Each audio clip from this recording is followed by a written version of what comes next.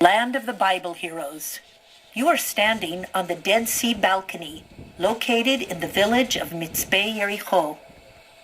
מצפה Jericho, translated as the Jericho Lookout, overlooks the lowest city on earth, Jericho, as well as the Dead Sea and the Moab Mountains.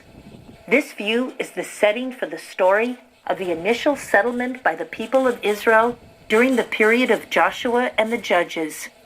First, let's retrace a little bit of Jewish history, and then we will return to the biblical writings.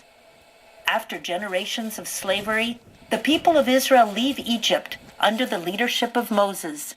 They cross the parted waters of the Red Sea and begin their 40 years of wandering in the desert until the time comes for them to enter the Promised Land. As it is written in the book of Joshua, "Now it came to pass after the death of Moses, the servant of the Lord, that the Lord spoke unto Joshua, the son of Nun, Moses' attendant, saying, My servant Moses is dead. Prepare to cross the Jordan together with all these people into the land which I am giving the Israelites. Every spot on which your foot treads, I will give to you." The time arrived for the Israelites to cross the Jordan River. They stood at the foot of the Moab Mountains that you see on the horizon in front of you.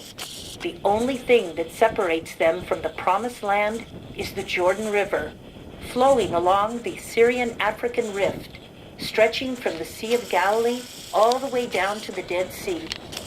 As in the parting of the Red Sea, another miracle takes place. As it is written in the book of Joshua, "And when the bearers of the ark came to the Jordan, and the feet of the priests that bore the ark were dipped in the edge of the water, and the Jordan overflows all its banks all the time of the harvest.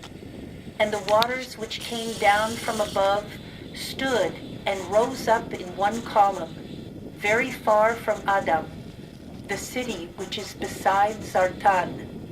And those that descended to the sea of the plain, the salt sea, were completely cut off, and the people passed over opposite to Jericho.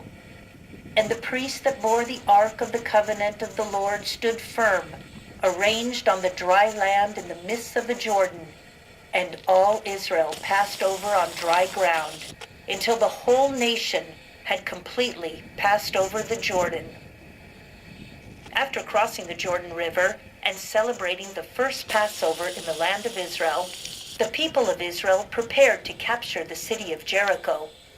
As it is written in the book of Joshua, "And Joshua, the son of Nun, called the priests and said to them, Take up the ark of the covenant, and let 7 priests bear 7 trumpets of ram's horns before the ark of the Lord.